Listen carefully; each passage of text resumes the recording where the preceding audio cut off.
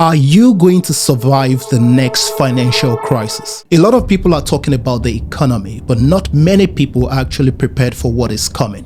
Back in the Bible times, Joseph prepared for the famine. Are you prepared for the famine? You see, wherever you look at right now, the nations of the world are struggling. The central banks of the nations of the world don't have the answers.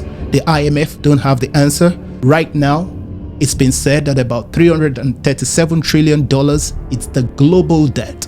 The price of gold per ounce currently is about $4,000, and the price of silver per ounce is about $50. How do you navigate such a turbulent time where people are being laid off work? Regardless of wherever you turn to, it almost seems like inflation is skyrocketing no matter how much the government tries. Today, I want to look at how to survive the next financial crisis God's way. Let's dive right into this teaching.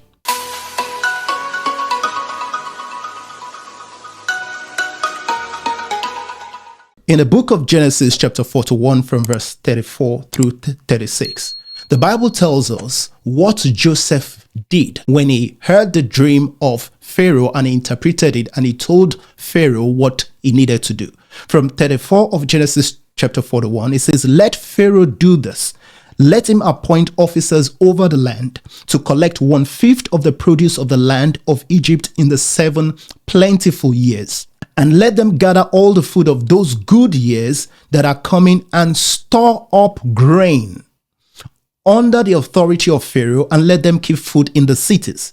Then that food shall be as a reserve for the land for the 7 years of famine, which shall be in the land of Egypt, that the land may not perish during the famine." So here we see what the strategy of Joseph was as to how he was going to deal with the famine that was about to hit the land. So the first thing you need to understand here is God always warns before the storm. You see, just as how God spoke to Pharaoh via that dream, God showed him and told him, look, this is what is going to happen, even though he didn't have the understanding of it. But thank God for people like Joseph who had understanding. The Bible tells us concerning the children of Issachar, it said these are people who had understanding of the times and of the seasons of what Israel ought to do. So here we see that Joseph had understanding of the season and of the times. So in this particular dispensation, in our time, we can see what is going on around us. There are a lot of instability. The price of gold, the price of silver, central banks not having the answer, inflation here and there, high interest rate. You as a child of God, how do you navigate this season? How do you go about it? Because a lot of people are being laid off work. If a recession should happen right now, there's going to be a lot of people out of jobs. So let us look at the strategy of Joseph. Let us learn from what Joseph did back in Egypt.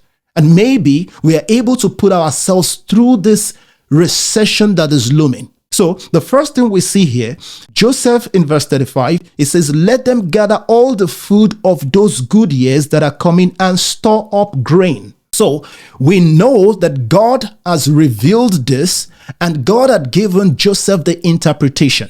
So God is saying, look, something is brewing here. Something is about to happen.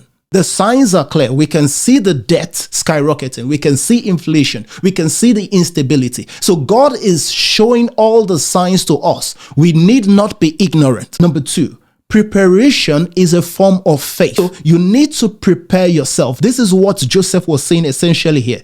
Let us store up grain for the good years that are coming. There are going to be 7 plentiful years. Those 7 plentiful years, let us store up grain.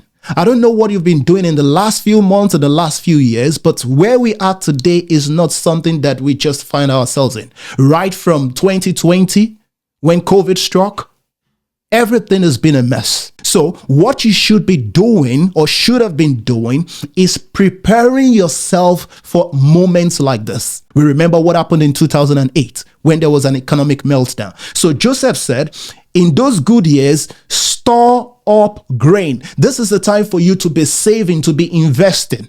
You need liquidity. You need cash reserves. If you can withdraw some of your money out of the banks, do that.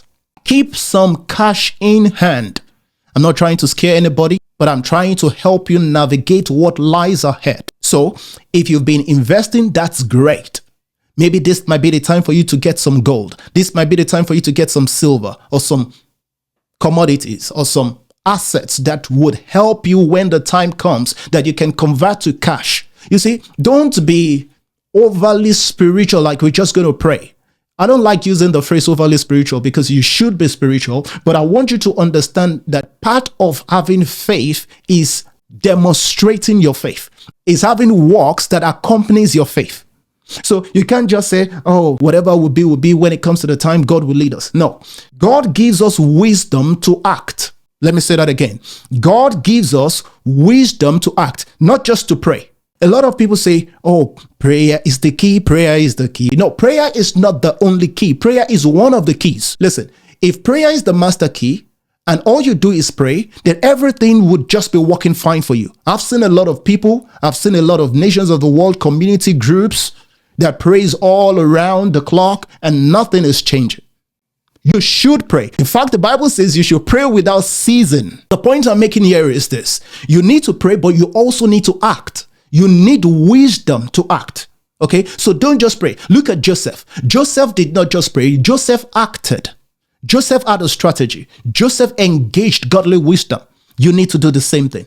So you need to build storehouses for yourself. You need to ask yourself, what would be the things that I would need? How much reserve do I need? How much emergency fund would I need? What are the things that I need to cut down? This is the time to cut down on all of those big purchases. You want to buy a new car. This may not be the time. I want you to think about this. You want to take that expensive holiday. This may not be the time. This is just pure wisdom. You don't even need to pray about this. Lastly, invest and position yourself wisely. Look at verse 36. Then that food shall be as a reserve for the land, for the 7 years of famine, which shall be in the land of Egypt, that the land may not perish during the famine. We know that a famine is coming. We know that a recession is coming. The price of gold skyrockets because something is fundamentally unstable within the economy. The crypto market crashing is because something is fundamentally broken. This did not happen overnight. In fact, currently, as of the recording of this teaching, there is no silver in London. The metal silver, it's all bought up. It's all gone. Right now, they're trying to ship silver from the US to London. There is something called currency debasement right now. The dollar being debased, being devalued. Pound sterling, devalued. Naira, forget about it. It's not just these three nations. Everywhere you go. So how do you protect yourself? How do you protect your family? You need a hedge. Gold is that hedge. Silver can be that hedge. So you have to ask yourselves, what do I need to do right now? Let's look at what Joseph did. So he had a reserve for the land for 7 years of famine. So he planned 7 years based on the dream of Pharaoh. You may not need to plan 7 years, but you may need to plan 7 months. You may need to plan 7 weeks. You may need to plan 3 months. You may need to plan ahead 6 months. So use the season of plenty to prepare for the season of famine because it's going to come. It's not a bad prophecy. It's what's going to happen. If Joseph had not prepared for this, imagine what the people would have gone through. In fact, not just the Egyptians. The Bible says people traveled from all over the world to come and buy grain from Egypt. Just because one man decided to operate in godly wisdom. One man decided to do what was necessary in the time of plenty. Guess what? That was the season that Egypt had to generate a lot of income because people were coming in to buy all these grains. So in a time of recession where people are selling, if you are liquid on cash, it may be the time for you to buy. And you're buying at floor prices. You're buying at cheaper rates. You see, I want us to balance something. Wisdom and prayer. There's a place to pray. There's a place to walk in godly wisdom. You see, it doesn't matter how much I pray. I can't bring this message to you without me sitting down in front of this camera and actually doing the recording. No amount of prayer would make that happen. So whilst you need to pray, you also need to act. That action, sometimes we just leave it to God and say, God will do what God will do. Yes, you're right. God will do what God will do, but He's also expecting you to do what you are supposed to do. So in conclusion, how do you survive the next financial crisis God's way? 1, take on the warning that God is giving. All the signs, the inflation, the bad debt, IMF, no answer. Central banks, no answers. In fact, the central banks of the world, look at China, India, Russia, they are all buying gold. Do what the central banks are doing. Do exactly, copy what they're doing. Even the Bible talks about gold and silver. The Bible says, and Abraham was rich in gold and silver and livestock. Go get the same thing if you can. If you can't get gold, get silver. It's still within reach. Number 2, preparation is a form of faith.